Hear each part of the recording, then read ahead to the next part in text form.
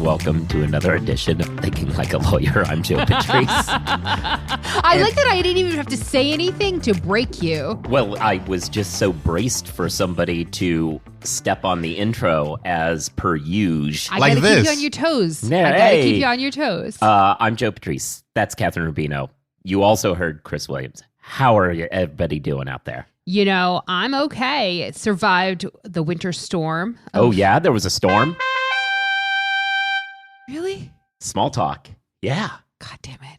I thought we were just going to be seamless. Ooh. Seamless. Yeah, lots of snow. Finally got my driveway plowed, which was more of an endeavor than I had hoped it to be, but it's accomplished. And I only had to shovel for maybe 3 hours. So not bad. Yeah. How big's your driveway? Very. Flex? It is. Okay. It's set, the house is set back from the street a fair amount. So after the last storm, it was mostly just a hazard.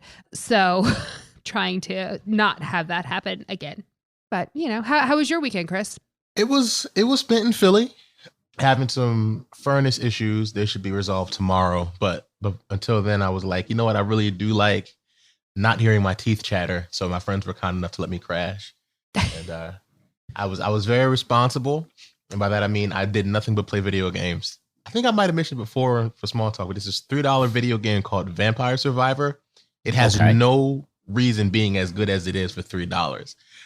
So I did some leveling up on that, and I got back into RuneScape because I'm an adult, and that's what adults do. What system is that on? Oh, they're both PC games.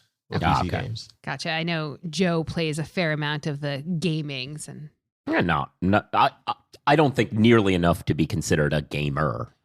sure. I think that you are a distinct casual gamer. Is my That's fair. impression? Is my That's fair. impression of you? Yeah.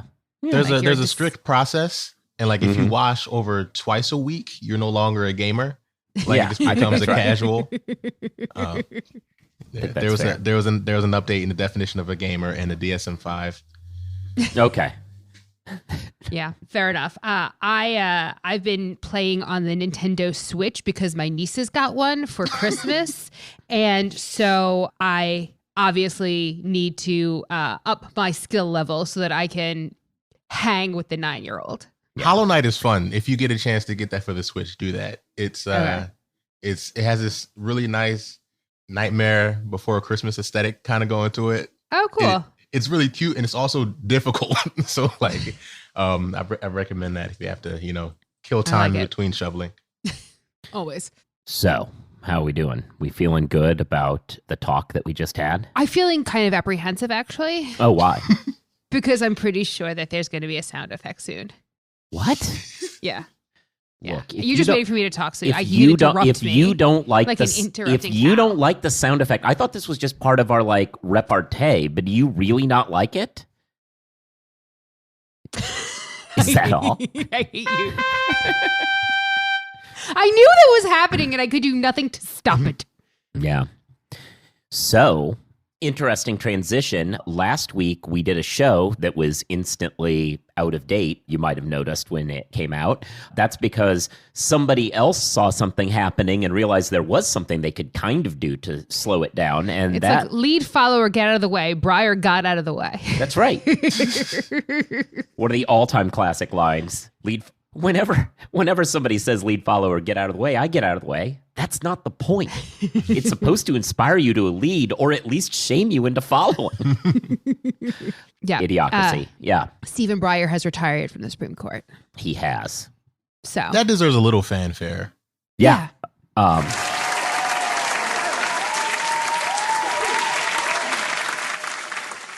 That's Look. very loud, very long sound effect. Until there are 9 applauding.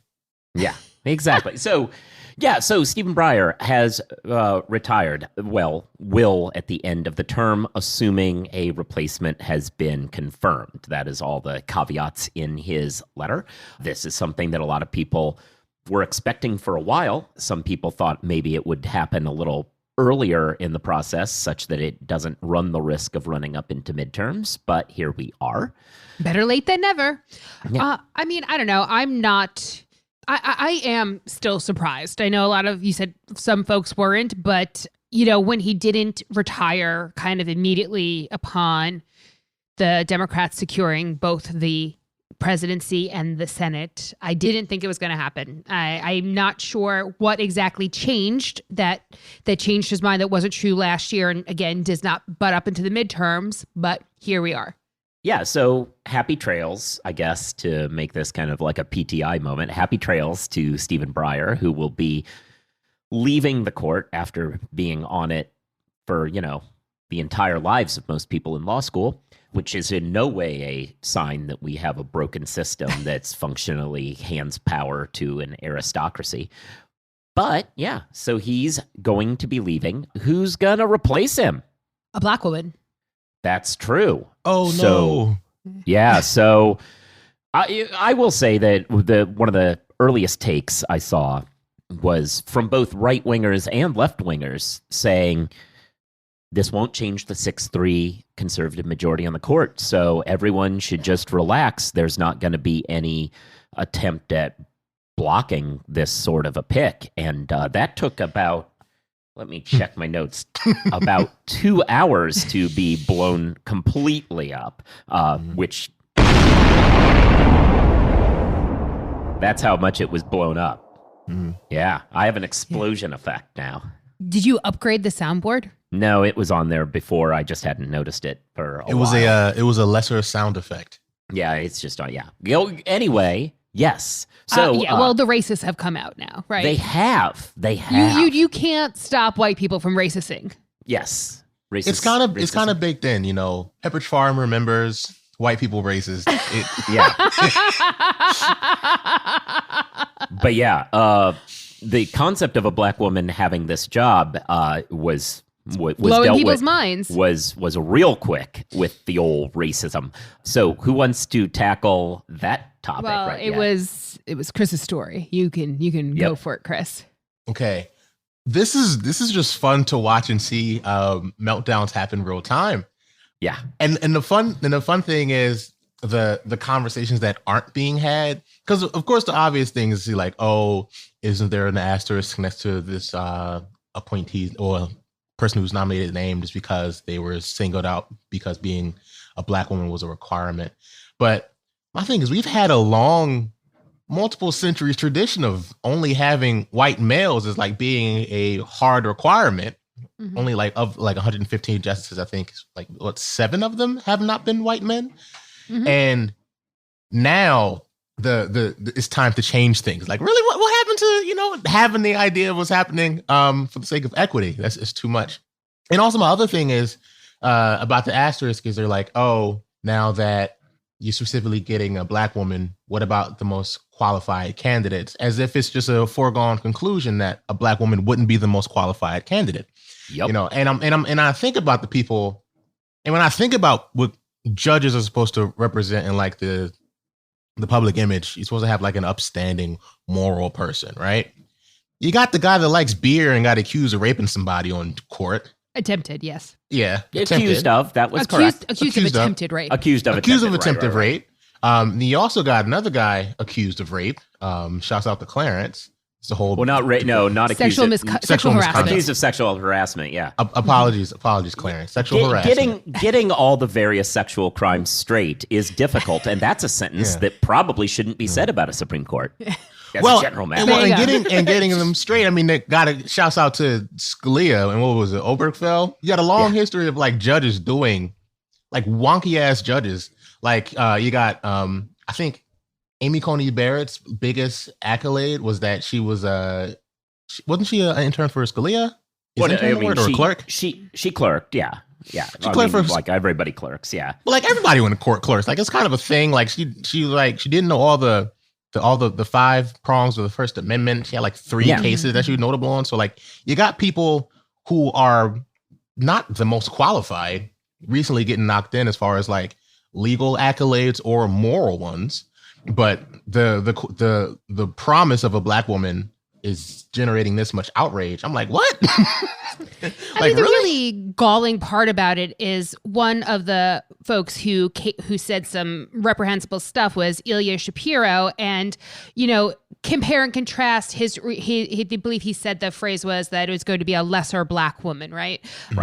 And that was his reaction versus when at the time President Trump said that he would be nominating a woman for the seat that Amy Coney Barrett took over, right? So if it is affirmative action, it is not.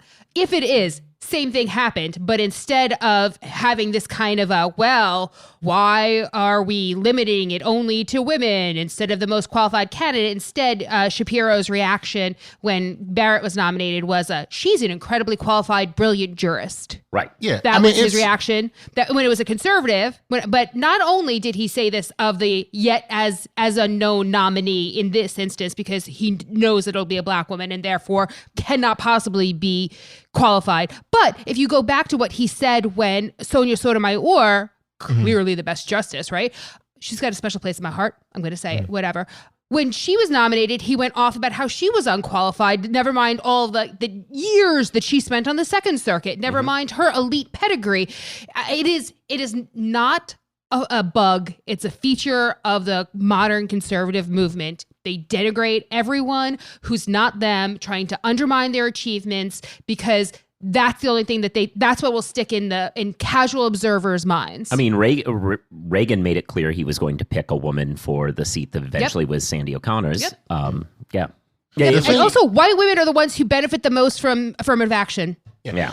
Well, the thing that I think this is that I've been convinced of for a while, and for the the people that are on the fence, they're like, oh, maybe this isn't all just rhetoric.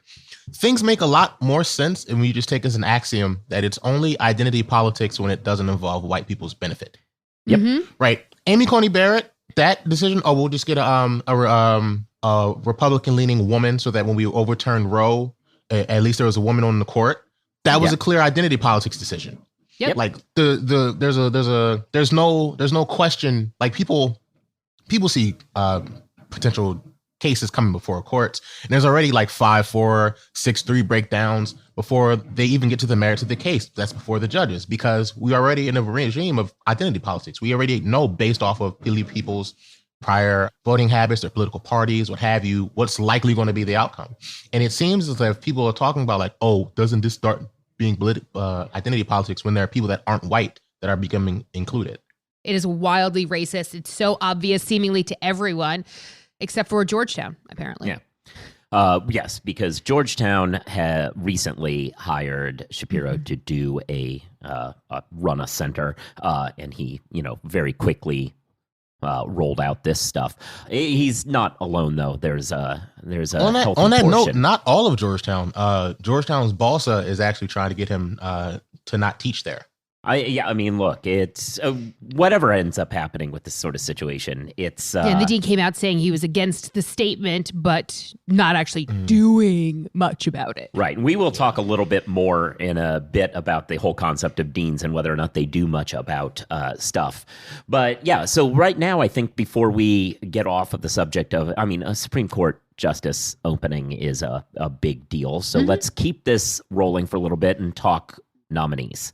So yes, so the search will land on a black woman, but there are multiple black women who are qualified jurists on the who could potentially have this job. So who are we looking at? Gambling Guide. Leandra Kruger is one of them, right? California Supreme Court Justice Leandra Kruger. Right. Kruger. I believe noted for being a particularly pointed writer, elite qualifications, as all of them really do. Right. Ketanji Brown Jackson is the most, is considered the front runner in a lot of circles on the DC circuit, previously a DC district judge, long federal service. And the thing that I think sort of the inside baseball that makes her the front runner more so than everything else is that she clerked for Breyer. Right. And if you recall, when Kavanaugh got nominated, right, his prior clerkship was seen as part of the reason why Kennedy was willing to leave was because he was sort of bequeathing it to his former clerk. And so I think that kind of, passing of the baton from justice to clerk is seen as a thing.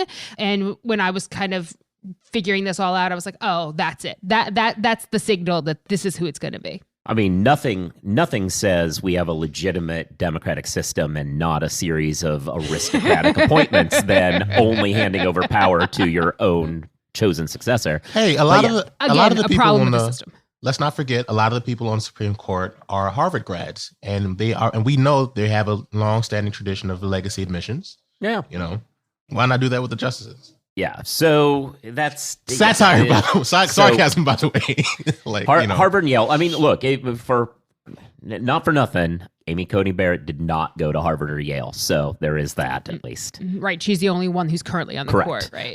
True diversity. At least that broke something up. Yeah. Michelle Childs is also frequently mentioned. She's on the district court for the Southern District of South Carolina. Right. And given her South Carolina ties, there's some theory that if you're worried about Lindsey Graham and Tim Scott, you could potentially pick them up by picking somebody Lindsey from Graham South has Carolina. come out and said multiple times that Michelle Childs, he loves her. He would support. He would absolutely support her. And she is, I think, the only one on most of the shortlists that did not attend an Ivy League law school. She went to University of South Carolina School of Law. So go Cox. I hear a lot of silly people talking about Kamala Harris. Yes. Which I guess she also did not go to an Ivy League law school. She went to UC Hastings. Right. But I don't believe that is a serious. Well, because it's stupid. Yeah. That is a stupid theory peddled by people who are in some weird wish cast of an echo chamber. No, they're not going to put the vice president on there and replace her with Susan Collins or Liz Cheney or whatever the bizarre stupidity, or Mitt Romney, I guess Bill Kristol said. Yeah, none of that is happening. No. Like, how did it even come about? Like, somebody like, hey, yo, you know who will really be a good Supreme Court justice? Kamala Harris. Like, I don't even know, like, how that. Well, I mean, it's all about this weird replacing her with some like random Republican, as though that would make sense for Biden to do. It's all dumb. People are think that we live in an episode of The West Wing, and we don't. Correct. Oh, so that's it. Thankfully. So now we've talked about people who are going to. And there's a couple other names on the list, but I think those are the front runners. Those are clearly front runners. Yeah. Though the kind of spoiler that's really been out there is Sherilyn Ifill. Yeah, Sherilyn Ifill. Set to retire or step down as the NAACP Legal Defense and Education Fund president and co-director. So we'll see. Potentially looking for a new gig. Yeah, that's fair. Yeah, it's so that kind of goes through that. So we will find out soon enough, probably given our track record last week, probably before this episode comes out, because that's how last week turned out for us. But so we will find out soon enough who will answer that call. Hey, answering calls. Yeah. Want to pick it up? Let's go. Who picks up the call for a law firm? Well, let's find out. As a lawyer, ever wish you could be in two places at once? You could take a call when you're in court, capture a lead during a meeting. That's where Posh comes in. We're live virtual receptionists who answer and transfer your calls so you never miss an opportunity. And the Posh app lets you control when your receptionist steps in. So if you can't answer, Posh can. And if you've got it, Posh is just a tap away. With Posh, you can save as much as 40% off your current service provider's rates. Start your free trial today at posh.com. So that was that. That was slick. Thank you. I'm really good at what I do. And modest. Interesting theory there. So let's talk about firms. We've been talking a lot about law firms paying more money, but sometimes there are other perks that can be valuable, and you covered one this last week, Kathryn. Goodwin is offering associates at the firm, a week-long vacation that they're going to pay for. They have a couple of packages that they're putting together, but if none of them kind of suit you, you can work with the firm travel agent to come up with your own package. I believe it's eligible for folks who've billed 2,000 hours, and your normal kind of coverage issues we're still going to apply. But it's great, I think, that the firm is not only saying you need to take time off because you need to recharge because you cannot burn out. We actually need you here when you're here, and take the time to make sure you're doing your best work when you come back. But paying for it too. Yeah. I think it's a really great signal to folks at the firm that you should be taking, that vacation is part of working. And I'm here for it.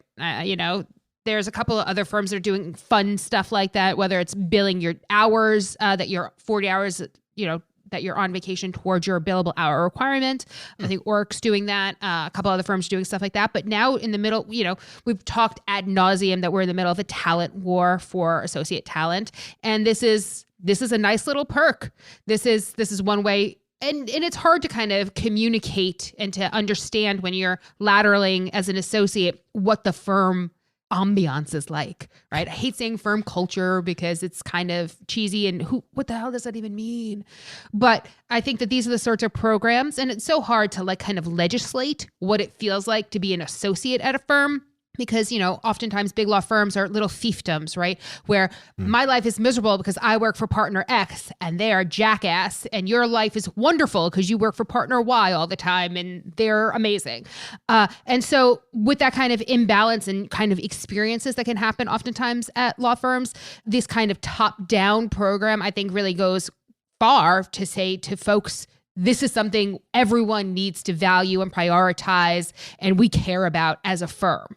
Yeah, well, I mean, I think it's important, and I think firms need to start creating these sorts of alternative ways of differentiating themselves, because eventually the compensation merry-go-round is going to throw a few firms off. That said, I don't think it's ever going to, especially with the cost of tuition, compensation is never not going to be the top thing that an associate's looking for. And that as much as firms want to think, well, we have this good culture, whatever, it's not just all about money. Unfortunately for associates, it kind of is, because they're a couple $100,000 in debt. And that's not something that a vacation can take care of. Now, it's good to have these alternative things out there. They are going to be good markers and differentiators between firms, but compensation will always remain the top. I understand what you're saying about how compensation will always be kind of the primary driver, but when you're talking, it's probably valued at something like $5,000 per associate, right? The vacation. And whether you're making an extra $5,000 as a fourth, fifth year associate probably doesn't matter nearly as much than working at the sort of place where you can take a week off. Yeah. Where you can't, and that's the week that they're paying for. In addition to, also, I took a couple of days of Christmas and no one bothered me. I think that is the kind of mental well-being that people do prioritize over $5,000, over $10,000 even. When you're not just talking about your ability to pay off your loan. Sure, what's that going to translate? I can pay off my loan 3 days earlier. Who cares, right? What I care about is my mental health and my ability to kind of continue at this job. And people can't continue for 5-10 years at the kind of paces that they're going at. Yeah, and that was true before the Great Resignation. Lots of people like to talk about that all the time. But listen, in the early 2000s, it has always been a churn of associates. Big law firms are not structured so that everyone they hire as a first year associate makes it to partnership year. They don't want you all there. You're designed to be burnt, to be chewed up and spit out. Yeah. That is the model. There is a bit of a pyramid scheme to it, and that's how the leveraging works. And look, I completely agree with your point, though, that vacation time alone is not enough, because you can give that time, but you can't create a culture in which it's taken. Mm-hmm. This moves toward making that vacation time meaningful. Mm-hmm. If the firm is kind of ponying up this, and it's also very much a pittance in the grand scheme of how much associates get paid, but it's one that can actually make that vacation time matter. There are some other firms who've done things like this before, but more like on the boutique level. This is like the first one where a major firm is going this route. So good to know.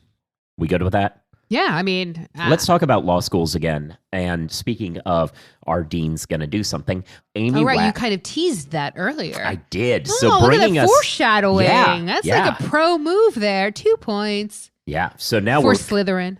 Oh, no. Wow. Oh, not in 2022. No, it was the only people that had slaves in the book. No, I think Joe's probably considers himself a Gryffindor. Am I right? I mean, I did take that test, and that is what the Sorting Hat said. Ravenclaw all day, every day. Yeah, nice. Hufflepuff. Of course, Hufflepuff. Yeah, I mean, yeah. That all checks out. Anywho, speaking of Slytherin, Penn is now finally dealing with Amy Wax. There is a formal complaint to deal with the perennial problem child of that organization. So for perhaps new listeners, Joe, do you Yeah. want to give okay, I'm going to limit you to the 3 most offensive things that Amy Wax has done, said, or written. She wrote an article explaining that the entire American society was better when white men were in charge. 1. Then she said that all the black students at Penn didn't actually pass any of their classes based on some sense that she had of the blind grading procedure, apparently. 2. And then now she says that America would be better off with fewer Asians. 3. And there's more. There are more, but you made me limit. I know, but I want people to get a sense of the kind of person we're dealing with. Ultimately, expanding her portfolio to include Asians was what tripped up the university that has historically tried to bend over backwards to let her continue working. They now have initiated formal proceedings to deal with the situation. And this is why when you're tenured, you just dunk on black people. Yeah, it's Sad but true. Yeah, It's in the book. It's in the book, page 3, which nobody reads. They don't get that far. Black people. So she is now getting looked at. Obviously, tenure, while it protects a lot of things, at a certain point does not protect your ability to create a hostile learning environment or, pass off your nonsense, easily debunked weird theories as though they're scholarship. So that's being looked at. She then, the other day, went on to explain once again how black people, because of crime and IQs, are not able to be evenly distributed among the legal profession. So that's a thing that she decided to drop the other day. And with that interview, decided to explain that she's not going to resign. So, Of course she's not. yeah. I mean, because nothing, there's, why go gently into that? Yeah, good why night? why take the graceful approach now? Yeah. It is so. Yeah, she's going to turn this into some sort of weird martyrdom. That said, and this brings us back to that Shapiro situation too. There was a little back and forth online between some other people, legal commentators, both Stern and Mistal, were going back and forth about the idea that, you don't call for these professors to be fired or anything when you call out their mistakes because, they're just going to turn that into some sort of martyrdom complex and make everything worse. And my position is that's the logic of hostage taking. Well, it's also non-unique. They're gonna act like they're martyrs regardless. Yep. Regardless of whether or not they had that job, they're still gonna act the same way. They're still gonna do the same thing. So why allow them to potentially indoctrinate students? Yeah, well, and put aside indoctrinate, because I'd like to think that students are good enough. It's just the way I kind of put it in an article I wrote about it is, you are not going to cure their toxicity by firing them, but you remove yourself from their toxicity, and that's enough. Yeah. Sometimes that's enough of a reason. So it's hostage taking, and they're going to act like you can't fire me or I'll create a scene, and they will create a scene, and that's just gonna be how it goes. Anyway. I'm assuming Amy Wax is not happy about the new nominee either, though I don't know as though she's given an interview about it yet. We'll see. I mean, only time. Only time will tell. So with all that said, I think we're done. Yeah. All right. Yeah. So thanks, It's everybody. been a good week. Yeah. Thanks, everybody, for listening. Thanks to Posh for being our new advertiser there. You caught in the middle of the episode. You should be subscribed to the show. You should give it reviews. You should be giving stars as well as writing something. Writing something shows engagement. That helps algorithms, which are our new masters, figure out how you feel about this. You should be reading the Above the Law, because that's where these stories start, and that way you can be up on them before our weekly roundup of stories. You should be listening to the Jabot, which is Kathryn's other show, Legal Tech Week Journalist Roundtable, you can also check out. Proud of which you. I'm a panelist on. You should be listening to the other Legal Talk Network shows. I was on one interviewed. Actually, I don't know if that one's come out yet, but I was interviewed on Jared's show the other day. So, that's out Could have there. been small talk, man. Comes out today, I'm told. So there you go. That will be out. So I was interviewed. You can hear me give What's Simpsons what trivia podcast? questions. It's Legal Toolkit. Yep, Legal Toolkit. I'm right. Yep. I mean, look, my issues with remembering the names of shows. So Age is a hell of a drug. Okay, that's enough. You should follow us on social media. I'm at Joseph Patrice. He's at Rights for Rent. You don't need to follow Kathryn after that comment. Though At Kathryn 1. That's the numeral 1. Okay, fine. Yeah, I think that's everything. Huh? Peace. All right, bye all. Have a good one.